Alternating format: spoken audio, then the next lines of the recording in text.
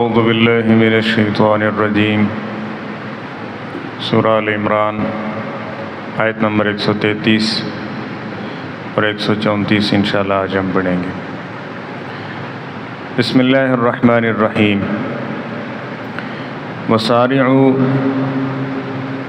اور جلدی کیجئے، الی مغفرۃ من ربکم، اپنے رب کی مغفرت کو حاصل کرنے میں، وجنت، اور جنت کو حاصل کرنے کے لیے، عرضها السماوات والارض، جس کی چوڑائی زمین و آسمان کے برابر ہے، اعدت للمتقین، اور متقی لوگوں کے لیے تیار کی گئی ہے، الذین، وہ لوگ، ينفقون فی السراء والضراء، جو خرچ کرتے رہتے ہیں خوشحالی میں اور تکلیف و تنگ دستی میں، والکاظمین الغیظ، اور غصے کو پی جاتے ہیں، والعافین عن الناس، اور لوگوں سے درگزر کرتے ہیں، واللہ یحب المحسنین، اور اللہ تعالیٰ محسن، احسان کرنے والے لوگوں سے محبت رکھتے ہیں۔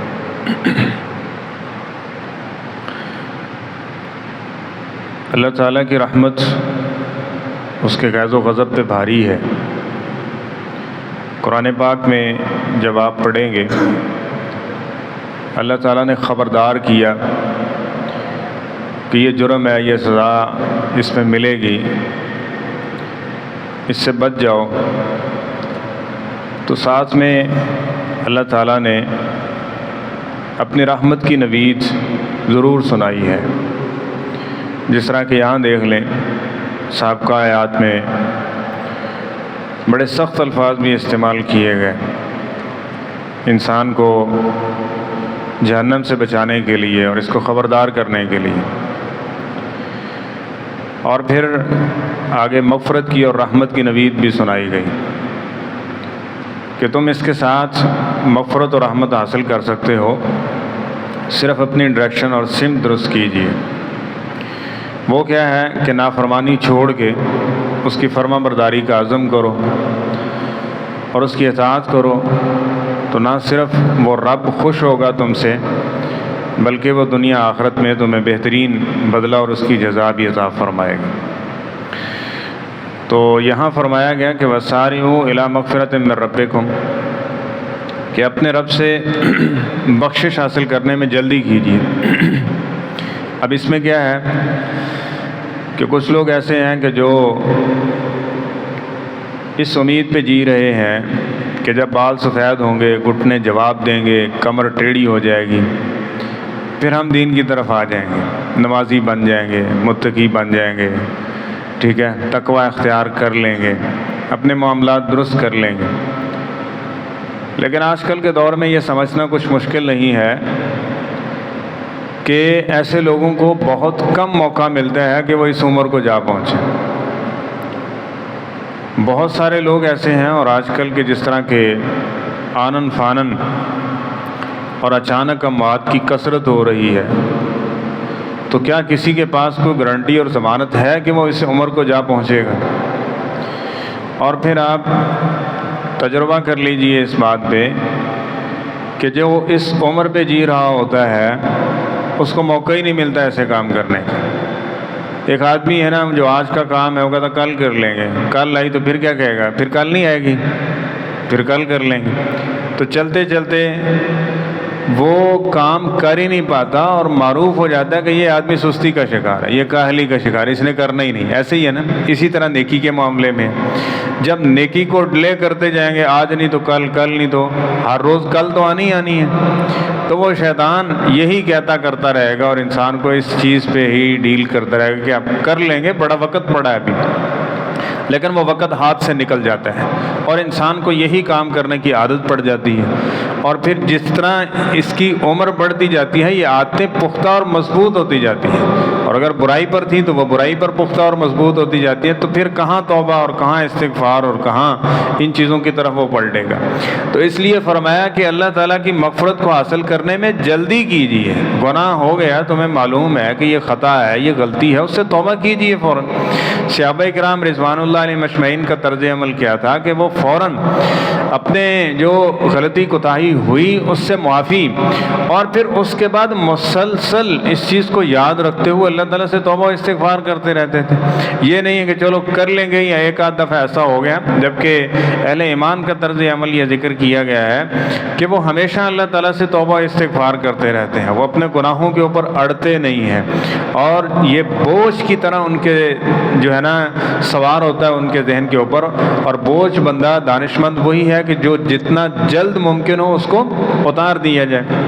تو اللہ تعالیٰ فرما رہے ہیں کہ سارعوا الی مغفرۃ من ربکم، اللہ تعالیٰ کی مغفرت کو حاصل کرنے کے اندر جلدی کیجئے، اور جلد جتنا ممکن ہو اللہ تعالیٰ کی مغفرت کو حاصل کر لیجئے۔ وجنت، اور جب مغفرت مل جائے گی تو اس کے بعد کیا ہے، پھر اللہ تعالیٰ بطور انعام جنت بھی عطا فرما دیں گے۔ دیکھیں وہ کیسا رحیم اور کریم ہے، گناہ کیا، غلطی کی، صرف یہی کہنا ہے کہ اللہ مجھ سے گناہ ہو گیا ہے، اللہ تعالیٰ عرش پر مسکراتے ہیں۔ اور میں کس وجہ سے کہ جب انسان گناہ کرتا ہے اور گناہ کرنے کے بعد کہتا ہے نا رب اغفر لی، اے اللہ مجھے معاف کر دے، تو اللہ تعالیٰ کہتے ہیں فرشتوں کو دیکھ رہے ہو اس نے گناہ غلطی کی، وہ تو تم نے دیکھ لیا نا، اس کو لکھ لیا۔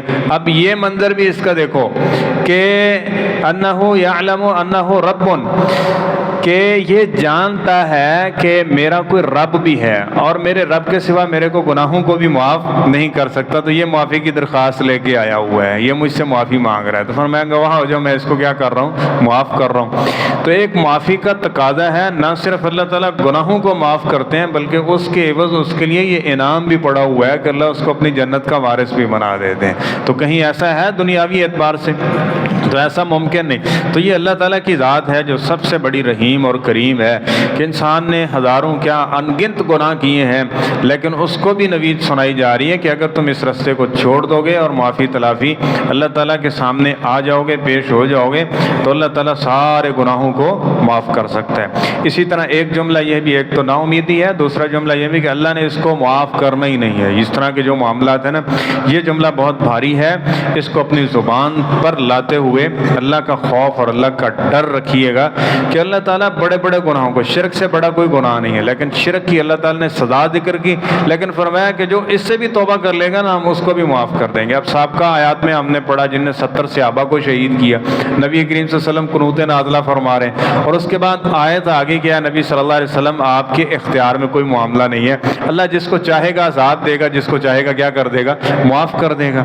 اب طائف کے لوگوں نے نبی کریم صلی اللہ علیہ وسلم کے ساتھ کیا کیا، لیکن معافی جب انہوں نے مانگ لی، مکے کے لوگوں نے آپ کے ساتھ کیا کیا، آپ کو نکالا تک، لیکن جب معافی کا معاملہ آیا تو آپ خود فرما رہے ہیں لا تثریب علیکم اليوم، ٹھیک ہے، یغفر اللہ لکم، آج تمہارے لیے کوئی مواخذہ نہیں ہے، اللہ تعالیٰ تمہیں کیا کر دے، معاف کر دے۔ تو اللہ تعالیٰ کے لیے بخشنا یا معاف کرنا یہ کوئی بڑی چیز نہیں ہے، جب انسان اللہ تعالیٰ کے سامنے ایمان کی حالت میں آ جاتا ہے اور توبہ استغفار کر لیتا ہے۔ اور وہ جنت کتنی قیمتی ہے کہ ارضها السماوات والارض، جس کی چوڑائی صرف زمین و آسمان کے برابر۔ اب یہ جو زمین و آسمان ہے انسان اس کا بھی احاطہ نہیں کر سکتا کہ زمین اس کی گہرائی کس قدر ہے اور آسمان کی بلندیاں کہاں تک ہے۔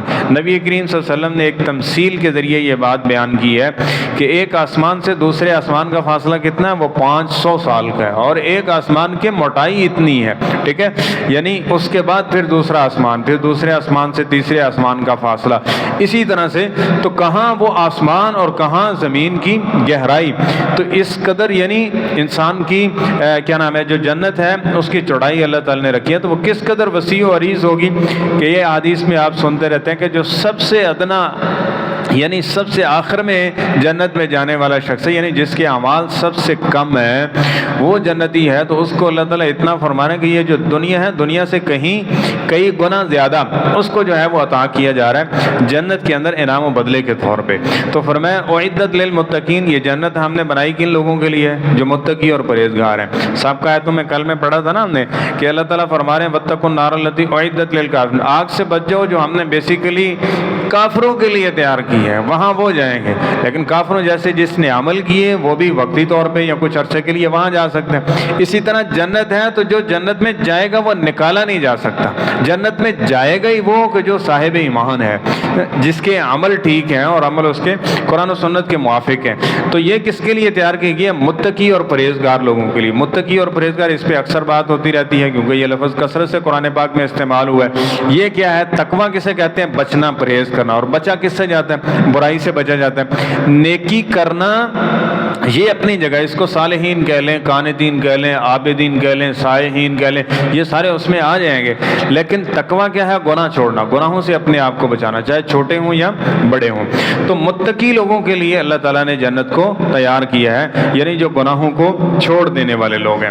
تو الذین ينفقون فی السراء والضراء، آگے ان متقین کی کچھ صفات ذکر کی گئی ہیں، وہ یہ بھی ہیں کہ وہ ہر حال میں خرچ کرتے رہتے ہیں۔ فی السراء خوشحالی ہے تو تب بھی وہ اللہ کو نہیں بھول رہے اور اللہ کے راستے میں وہ خرچ کر رہے ہیں۔ والضراء، اسی طرح تنگ دستی آ گئی تو تنگ دستی میں بھی کیا کرتے ہیں؟ وہ اللہ کے راستے میں خرچ کر رہے ہیں۔ اب بسا اوقات یہ ہوتا ہے کہ انسان خرچ کرتا ہے تو پہلی چیز اس میں یہ دیکھیں، یہاں اللہ نے مضارع کا صیغہ استعمال کیا۔ مضارع کے اندر نا استمرار ہوتا ہے کہ جس میں موجودہ زمانہ بھی ہوتا ہے، آئندہ بھی ہوتا ہے، یعنی کہ کبھی کیا کبھی نہیں، وہ مسلسل خرچ کرتے ہیں۔ اور سب سے بہترین عمل بھی وہ ہے جو مسلسل کیا جائے۔ تو وہ مسلسل یعنی ان کی زندگی کا ایک حصہ ہے، لازمی جز ہے ان کے لیے کہ وہ خرچ کرتے ہیں۔ اور نبی کریم صلی اللہ علیہ وسلم کی حدیث ہے، ہر صبح فرشتے دعا کرتے ہیں، اللہم آتی منفقا سلفا، اے اللہ جو خرچ کرنے والا ہے نا، جو اس نے خرچ کیا اس سے بہتر اس کو عطا فرما دے۔